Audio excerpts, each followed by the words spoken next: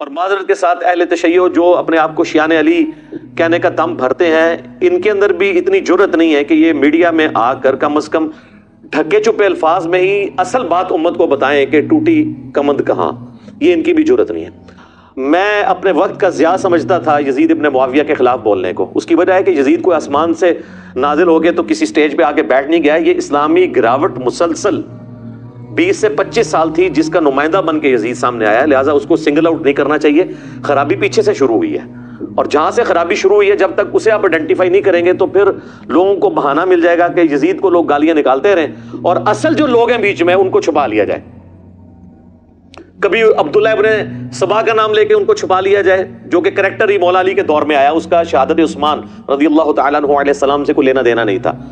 اور کبھی یزید کے پیچھے ایشو کو ڈائلیوٹ کر دیا جائے. تو یہ ایک سازش ہے. انشاءاللہ ہم تو اس سازش کا حصہ نہیں بنیں گے انشاءاللہ تعالی. ہم تو حق چار یار والے ہیں اور پنجتن پاک والے ہیں الحمدللہ رضی اللہ عنہم اجمعین وعلیہم السلام اجمعین. تو ہم انشاءاللہ تعالی اس سازش کا کبھی بھی شکار نہیں ہوں گے. میں اس پورے ایشو کو سمجھتا ہوں کہ اسلامک ہسٹری کا یہ جو سب سے ایک بھیانک جو حادثہ ہوا، واقعہ کربلا، اس کی جو ابتدا ہے وہ سیدنا عمر ابن خطاب رضی اللہ تعالیٰ عنہ علیہ السلام کی شہادت ہے. وہاں سے فتنوں کا آغاز ہوا اور اس کا اینڈ کربلا ہے، جس کے بعد امت کے دو ٹکڑے ہو گئے، سنی اسکول آف تھاٹ اور شیعہ اسکول آف تھاٹ، جو ہم آج تک بھوگت رہے ہیں. سٹارٹ اس کا جو ہے نا وہ سیدنا عمر کی شہادت سے ہوا. اور سیدنا عمر کو کن لوگوں نے شہید کروایا، یہ بھی اگر ہم کھولیں گے تو پھر اس کو ڈیپ ڈگ کرنے سے بھی آلے امیہ ہی آتی ہے. سیدنا عمر کا قاتل کون تھا؟ نام لیتے ہیں جی، وہ کہتے نہیں ایرانی تھا جی، ابو لولو فیروز تھا. سر ایرانی تو تھا، وہ غلام کس کا تھا؟ حضرت مغیرہ ابن شعبہ کا رضی اللہ تعالیٰ عنہ. اور بخاری میں یہ موجود ہے الفاظ. اور پھر اس سے اگلا تلخ پہلو یہ ہے کہ حضرت مغیرہ ابن شعبہ پوری زندگی حضرت معاویہ رضی اللہ تعالیٰ عنہ کے دستے راس رہے ہیں. اب اگر میں فلنگ دی بلینکس کرنا شروع کروں تو میں عبداللہ ابن سبا والا جو ڈھونگ انہوں نے رچایا ناسبیوں نے، اس سے بہتر سٹوری احادیث کی بنیاد پہ بلڈ کر سکتا ہوں کہ حضرت عمر کے قاتلین کون ہیں، کہ جنہوں نے پورے اسلامک سسٹم کو نقصان پہنچا کے بعد میں اس کے اوپر قبضہ کیا ہے. اور اس کی سپورٹ میں بخاری کی وہ حضرت عمر کا آخری خطبہ بھی لا سکتا ہوں.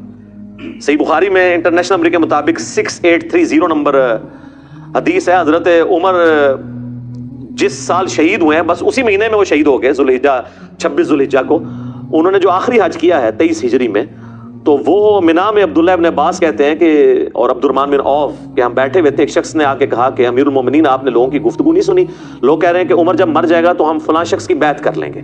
تو حضرت عمر کو بڑا غصہ آیا، انہوں نے کہا مسلمانوں کے مشورے کے بغیر بیعت کریں گے یہ؟ اور انہوں نے کہا میں ابھی منا میں خطبہ دیتا ہوں اور میں اس ایشو کو یہیں پر ختم کرتا ہوں. تو عبد الرحمن بن عوف نے کہا کہ چند لوگوں نے بات کیا، پبلکلی اس کو ہائی لائٹ نہ کریں. کون سی یوٹیوب پہ ویڈیو آ گئی ہے؟ اگر یوٹیوب پہ ویڈیو آئی ہوتی نا تو حضرت عمر کا بھی خطاب یوٹیوب پہ ہی آنا تھا. جب فتنہ عالمی ہوتا ہے نا پھر اس کے لیے عالمی بیانیہ آتا ہے. خیر مدینہ شریف واپس آئے، وہاں کے انہوں نے ایک ڈیٹیل خطبہ دیا. 6830 نمبر حدیث بخاری کی، ہمارے کربلا والے ریسرچ پیپر میں بڑی لمبی حدیث ہے. اس میں الفاظ ہیں کہ کوئی شخص سیدنا ابو بکر کی خلافت کو پلی نہ لے کہ آمدہ بھی کبھی مسلمانوں کے مشورے کے بغیر اس طریقے سے خلیفہ چن لیا جائے. یعنی حضرت عمر یہ سمجھتے تھے کہ حضرت ابو بکر کو بھی کیٹاسٹروفکلی چنا گیا، جس طریقے سے مشورہ ہونا چاہیے تھا ویسے نہیں ہو سکا، لیکن وہ ایک ایکسیپشن ہے کیونکہ امت اس کے اوپر راضی ہوگی. اور پھر دوسری بات، حضرت ابو بکر کے پائے کی کوئی اور پرسنالٹی نہیں تھی کہ امت کوئی کلیم کرتا کہ ہاں جی میں بھی اس لیول پہ آ کے تو میں تابع دار ہوں. ایون مولا علی علیہ السلام نے بھی ان کو 6 مہینے کے بعد ایکسیپٹ کر لیا. اس کے اوپر میری ڈیٹیل ویڈیو ہے، سیدہ فاطمہ کا قاتل کون، تو آپ دیکھ لیں، میں نے سارے ٹروتھ اس کے اندر ریویل کیے ہیں ایک ایک حدیث کے نمبر ڈسپلے کر کے. تو بہرحال حضرت عمر فاروق رضی اللہ تعالیٰ عنہ نے کہا کہ یہ چیما گوئیاں جو میں سن رہا ہوں نا کہ عمر مر جائے گا تو فلاں کے، تو ان کا مسلمانوں کے مشورے کے بغیر تم خلیفہ چنو گے؟ اللہ کی قسم اگر اس طرح ہوا تو پھر اس کا انجام قتل و غارت ہوگا. جس کی بیعت کی گئی اور جو بیعت لینے والے ہیں، یہ دونوں کے دونوں جو ہیں وہ خون ریزی کا شکار ہوں گے. اور حضرت عمر نے اس بیعت کو اسٹیبلش ہی نہیں مانا کہ جو تلوار کی دھونس پر لی جائے. تو یزید ابن معاویہ کی بیعت جو ہے تلوار کی دھونس پہ ہوئی ہے. کہتے ہیں جی وہ صحابہ نے بیعت کر لی تھی. کس طریقے سے بیعت کی تھی تاریخ نہیں، بخاری مسلم بتاتی ہے. انشاءاللہ میں آج سب کچھ کور کروں گا. ریسرچ پیپر میں تو میں نے کور کیا ہے، اس کے علاوہ کئی ایک ویڈیوز کے اندر کور کیا ہوا ہے. تو جو دھونس اور بدماشی کے ساتھ بیعت لی جائے تو بیعت سیدنا عمر کے فتوے کے تحت اسٹیبلش ہی نہیں ہوتی. جب بیعت اسٹیبلش نہیں ہوگی تو لہٰذا اس بیعت کے خلاف کھڑے ہونے والے کو خروج پر مبنی نہیں مانا جائے گا، بلکہ وہ قیام حسینی ہے.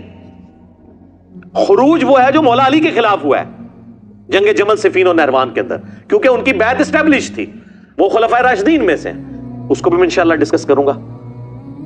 تو یہ میں نے تمہیداً گفتگو کی ہے تاکہ ایک اوورال ڈاکٹرن کلیئر ہو کہ اصل ایشو سیدنا عمر کی شہادت سے شروع ہے، اور اس کی پریڈکشن پہلے ہی صحیح بخاری اور صحیح مسلم میں نبی الاسلام کی احادیث موجود ہیں. اور بلکہ یہ تو ایک پورا ایک ٹاپک ہے دلائل النبوہ کا. امام بیہقی نے آلموسٹ 3,500 احادیث پر مشتمل کتاب دلائل النبوہ لکھی ہے. اس میں ساری نبی الاسلام کی پروفیسیز ہیں کہ آپ علیہ السلام کو ہم اللہ کا نبی اسی لیے مانتے ہیں کہ آپ نے اپنی وفات کے بعد 10 سال کے بعد، 20 سال کے بعد، 30 سال کے بعد، 50 سال کے بعد، 100 سال کے بعد، 500 سال کے بعد، ایون قیامت تک آنے والے واقعات بتائے ہیں، اور وہ اسی طریقے سے ہوئے ہیں. امام بیہقی نے اپنے زمانے تک تو وہ چیزوں کو جمع کیا. ان کی وفات ہوئی ہے 458 ہجری میں. تاتاریوں کا فتنہ بھی ان کے بعد آیا ہے، حالانکہ تاتاریوں کے فتنے کی حدیثیں بخاری مسلم میں موجود تھی. امام بیہقی نے وہ دیکھا نہیں ہے، لیکن ہم تو آج کہہ سکتے ہیں وہ بھی پورا ہو گیا. عمار کو باغی جماعت قتل کرے گی، یہ اس کے اندر ہے. میری بیوی پر خوف کے کتے بھونکیں گے، سیدہ عائشہ پہ بھونکے جب جمل کے لیے نکلی. اسی طریقے سے جتنی بھی پروفیسیز ہیں یہ سب کے سب دلائل النبوہ کے اندر موجود ہیں. یہ ایک پوری کتاب ہے جس کی بنیاد پہ ہم نبی علیہ السلام کو ایک جنگجو بادشاہ نہیں مانتے بلکہ اللہ کا پیغمبر مانتے ہیں. دلائل النبوہ کو اگر احادیث کے خزانے سے نکال دیں تو کوئی شخص بھی رسول اللہ صلی اللہ علیہ وآلہ وسلم کی جنگوں کو جسٹیفائی نہیں کر سکتا. کیونکہ اگر صرف جنگوں کے ذریعے فتوحات کرنے کا نام اللہ کی غیبی تائید ہے تو سکندر اعظم نے بھی کی ہے.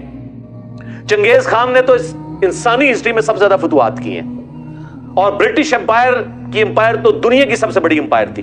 نہ رومن امپائر اس کا مقابلہ کرتی تھی، نہ مسلم کی امپائرز، ایون تاتاریوں سے بھی بڑی امپائر تھی ان کی. تو ہم کیا کہیں گے جی یہ سب کے ساتھ غیبی تائید تھی.